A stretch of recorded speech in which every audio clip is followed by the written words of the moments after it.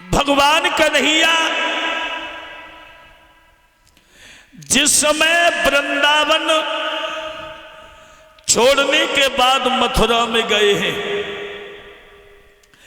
और मथुरा में मगध के रहने वाले जरासंध के भय के कारण इन्होंने समुद्र के किनारे एक द्वारिकापुरी नगरिया का निर्माण किया है। द्वारिका में भगवान कन्हैया पूरे परिवार के सहित रह रहे हैं।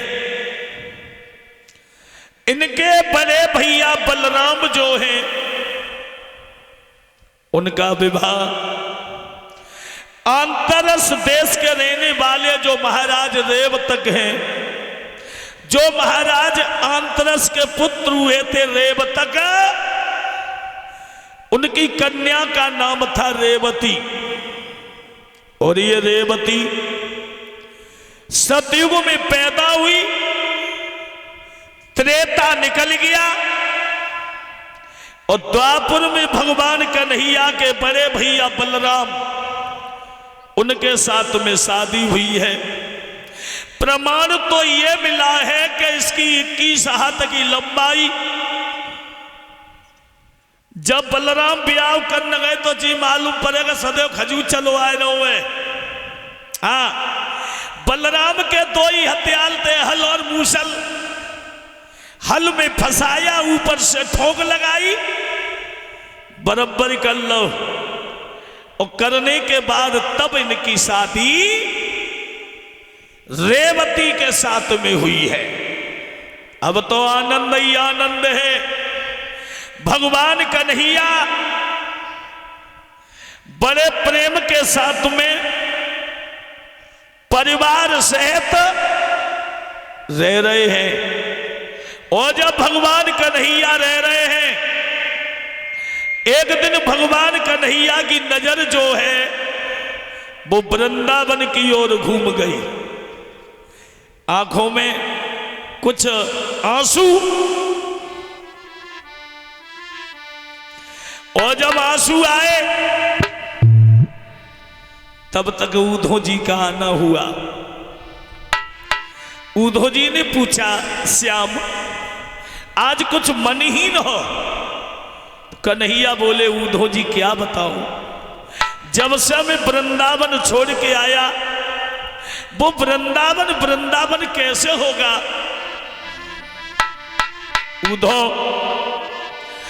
याद आते रे उद्धव,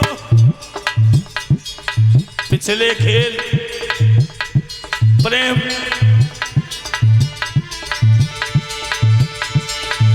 खेली यमुना तीर के, याद आते रे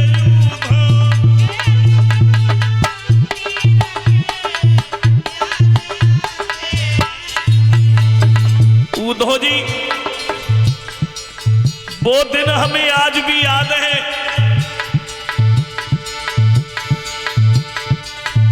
परसों की कह के आए उद्धव, परसों की झूठे वादा पर आए उद्धव, छोड़ा नंद यहीर के, याद आते रे उद्धव।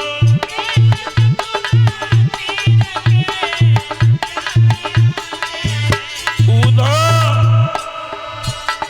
मैं जो कह के आया, राधा ललिता शीला विशाखा से मैं बहुत जल्दी आऊंगा, पर क्या करूं सब कुछ भूल गए।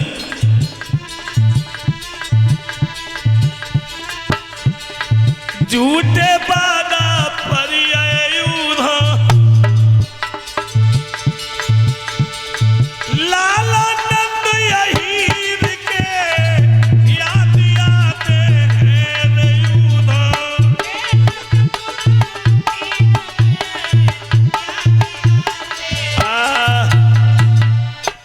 हमने राधा यशोदा मैया ललिता से कहा था, मां मैं बहुत जल्दी लौट के आऊंगा,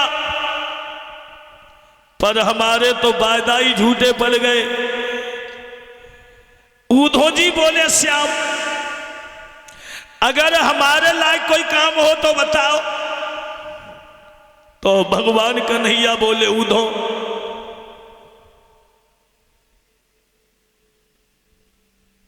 आपके लिए सिर्फ एक काम है। किया?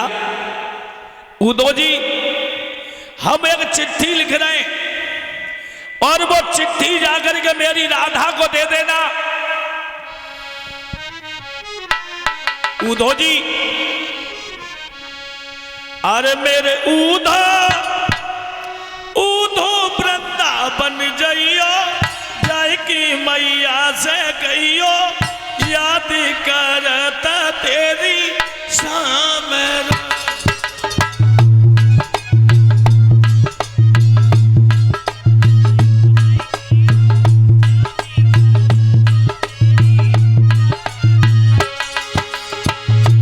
उधो जी उधो उधो वृंदावन गइयो जाय की मैया सो कहियो याद करता तेरी सामरा।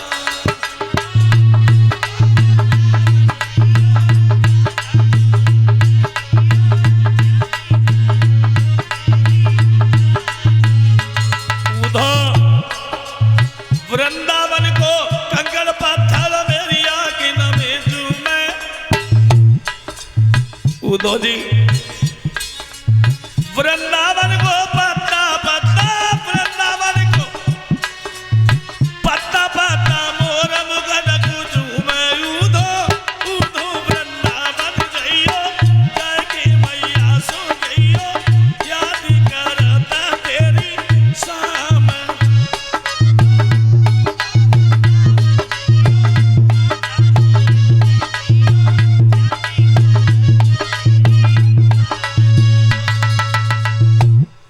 चले जाओ और ये हमारी चिट्ठी ले जाओ, ये मैया यशोदा और राधा को दे देना और वृंदावन की गोपियों से कहना श्याम जरूर लाएंगे।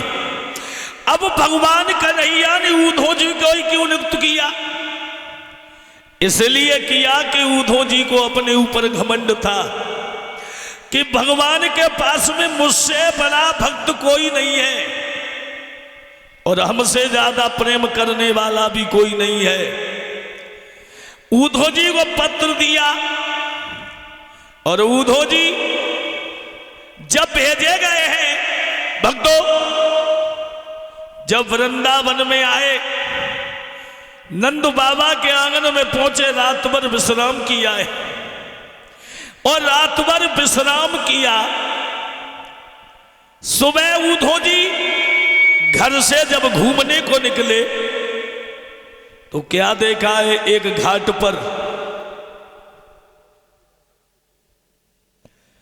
घाट पर राधा ललिता शीला विशाखा उर्वशी मंजू किरणा सुमना सारी लड़कियां और पानी भर रही है कुआं पर।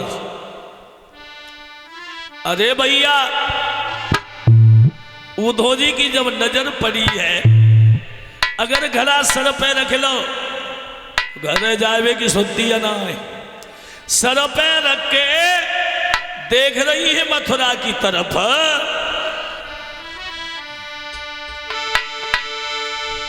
कि कोई घाट भरे घाट पर ही घंटों से खरीद खाती है। भगवान के प्रेम में इतनी पागल, और भर लाओ घड़ा सर पे रख लो पर घर अपने नहीं जाती है।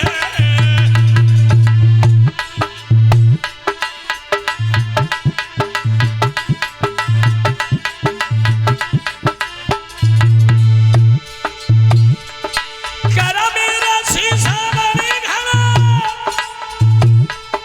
सुध भूली मगर फंसाने की, भर लियो घड़ा सर पे धर लो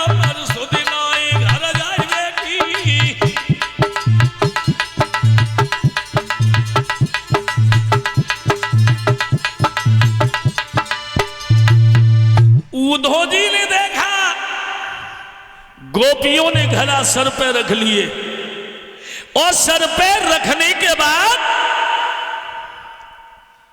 कोई रस्सी फंसाए है तो उठा नहीं रही है, अगर उठा लिया तो घर नहीं जा रही। उद्धव जी पहुंचे और उद्धव जी ने कहा, लड़कियों, अरे भक्तों के यहां तो सुबह ही सुबह चौका बर्तन हो जाता है, और मैं देख रहा हूं काफी समय से तुम घड़ा को भरे रखी हो।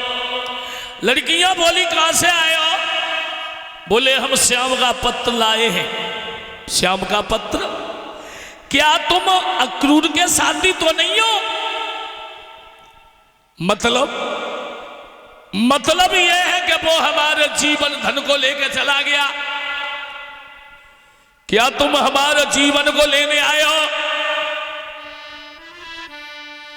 उद्धव जी, जब से कन्हैया